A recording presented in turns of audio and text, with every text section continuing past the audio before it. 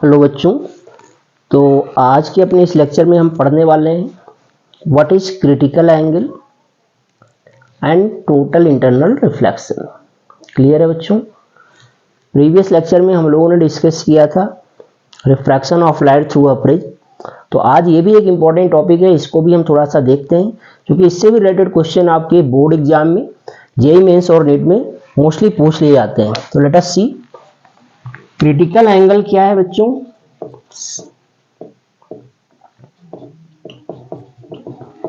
Critical angle and total internal reflection TIR। Getting my point? बच्चों देखो, इसके लिए हमें एक छोटा सा कंसेप्ट ध्यान रखना है क्योंकि हमने रिफ्रैक्शन में ऑलरेडी डिस्कस कर रखा है। सबसे पहली बात ध्यान रखनी है कि अगर लाइट रे रेयर टू डेंसर जाती है then it bends towards normal. पता है ना सबको? बोलो, टुवर्ड्स नॉर्मल। और अगर बच्चों इसका उल्टा होता है, लाइट रे डेंसर टू रेयर जाती है तो it moves away from normal. इतनी कहानी तो पता अब क्लियर है।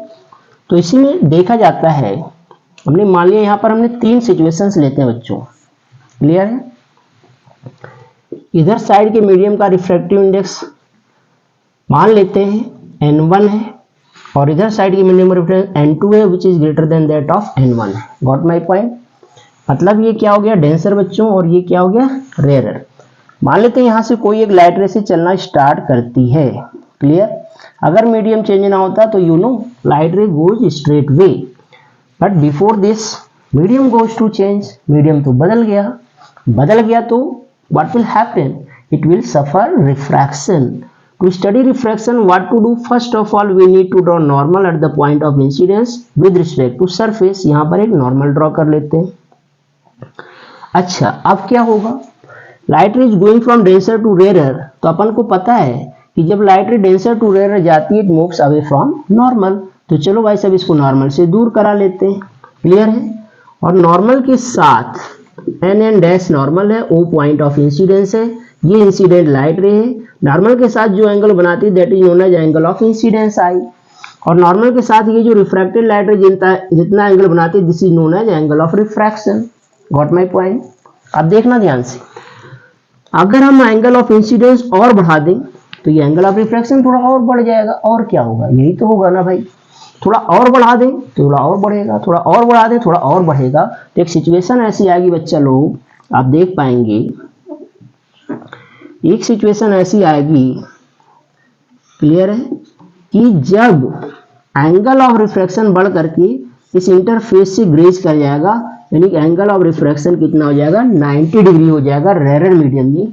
तो इसके करस्पॉन्डिंग ये जो एंगल ऑफ इंसिडेंस होता है ना, I सफिक्स में C लिखते हैं या फिर केवल C लिख लिया जाता है, that is known as critical angle. इसे ही हम क्या कह लेते हैं, क्रिटिकल एंगल कह लेते हैं। क्लियर है? तो यहाँ से ये पहला फिगर है, ये दूसरा फिगर है। तो ध्यान देना, यहाँ से पता क्या चला, यहाँ से हम लिखते हैं it is found that on increasing angle of incidence in denser medium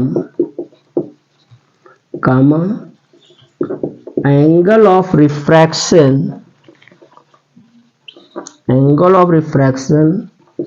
in denser medium, in rarer medium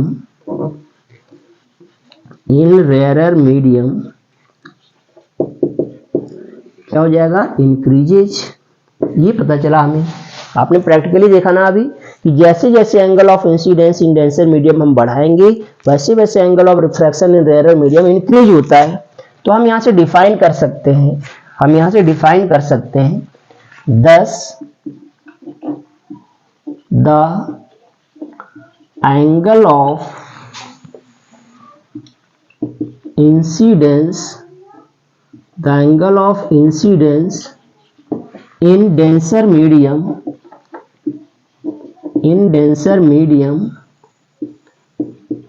corresponding to which angle of refraction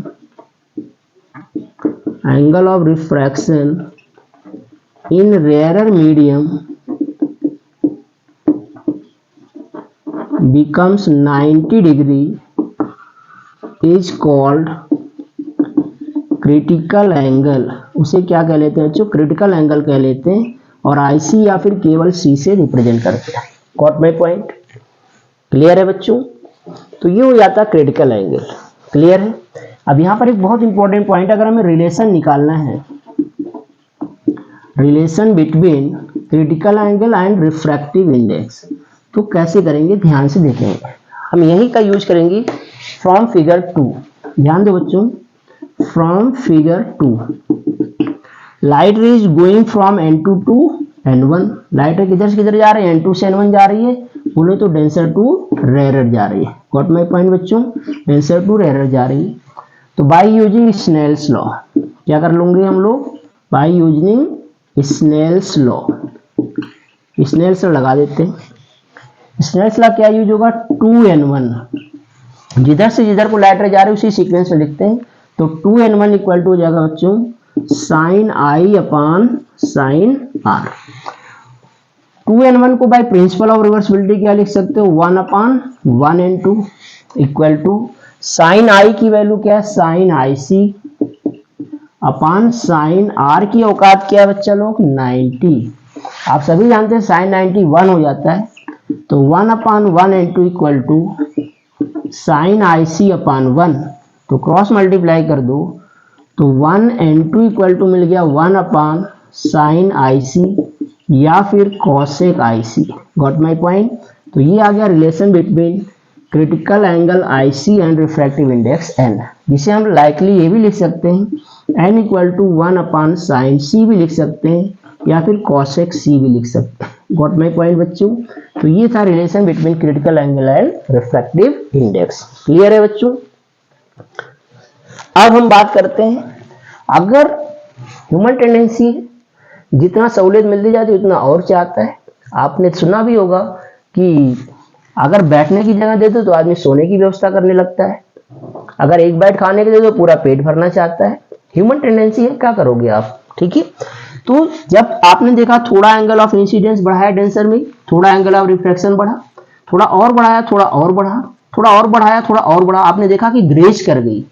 ये ग्रेजिंग इंसिडेंस कहलाता है बच्चों, यानी कि angle of refraction in rare medium कितना हो गया? 90। अब पब्लिक को संतोष नहीं हुआ, उन्होंने कहा चलो थोड़ा और बढ़ा लेते हैं, तो बढ़ा देते हैं भाई, थोड़ा और बढ़ा लेते हैं हम लोग। तो थोड़ा इन्होंने क्या किया? एंगल ऑफ इंसिडेंस को और बढ़ाने की कोशिश करी। क्या किया भाई? और बढ़ाने की कोशिश करी, ऐसे और बढ़ा दिया। क्लियर है बच्चा? तो जैसे ही उन्होंने आई को आईसी से बढ़ाया, अब हुआ क्या? देखो ना जरा क्या होगा अब। अरे यहां तक तो चली गई थी लाइट रे, अब उसकी इधर आएगी।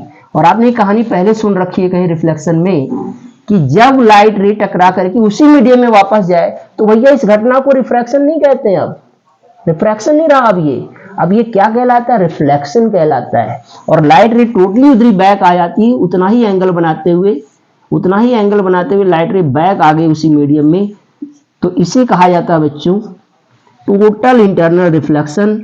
इसमें हम शॉर्ट में क्या कहते हैं? TIR कहते हैं। तो TIR कब हो पाया? जब angle of incidence in denser medium becomes greater than that of critical angle, और light ray was going from denser to rarer. So this is known as condition for TIR। और TIR की definition क्या बन गई बच्चों? कि when light ray goes from denser to rarer medium in such a way that angle of incidence becomes greater than that of critical angle, then light ray is reflected back in the same medium by following laws of reflection. This is called as total internal reflection. इसे हम क्या कहते हैं बच्चा लोग? Total internal reflection कहते हैं। और टोटल इंटरनल रिफ्लेक्शन की कंडीशंस क्या है, तो यहीं पर मैं लिख लेता हूं, कंडीशंस ऑफ TIR। क्लियर है? तो पहली कंडीशन है बच्चा लोग, light ray must go from denser medium to rare one. और सेकेंड कंडीशन ये है कि बच्चों जो एंगल ऑफ इंसिडेंस है that must be greater than that of critical angle, वो क्रिटिकल एंगल से क्या होना चाहिए, ज्यादा होना चाहिए, तभी TIR होता है। क्लियर है? TIR की एग्जांपल्स क्या है बच्चे लोग ध्यान देंगे। पहला एग्जांपल है totally reflecting prisms, totally reflecting prisms. दूसरा एग्जांपल है ऑप्टिकल फाइबर। आजकल आपने नाम सुना होगा, नेट वगैरह में बहुत यूज किया जाता है कम्युनिकेशन पर्पज से। ऑप्टिकल फाइबर मेडिकल साइंस में भी यूज किया जाता है, एंडोस्कोपी वगैरह में। इसके अलावा आप देखेंगे ब्रिलियंसी ऑफ डायमंड है, कटिंग ऑफ डायमंड है, मिराज है, मिराज है। तो ये तमाम सारी जगहों पर इसे इस्तेमाल किया जाता है। Got my point? तो these are the very important points, something certainly is to be asked in your board examination, JEE mains and NEET. Clear है बच्चों? तो ध्यान देना है। तो ये था आज का लेक्चर, ध्यान से इसे समझें, पढ़ें, वीडियो को पॉज करें जहां पर कंफ्यूजन लगे, और कोई दिक्कत है तो आप कमेंट करें। तो बच्चों अगर ये लेक्चर आपको पसंद आया हो तो लाइक करें, शेयर करें और सब्सक्राइब करें, ताकि नेक्स्ट वीडियो की नोटिफिकेशन आपको मिलती रहे, और अपने बेल आइकन को प्रेस करके रखें। Okay, thank you.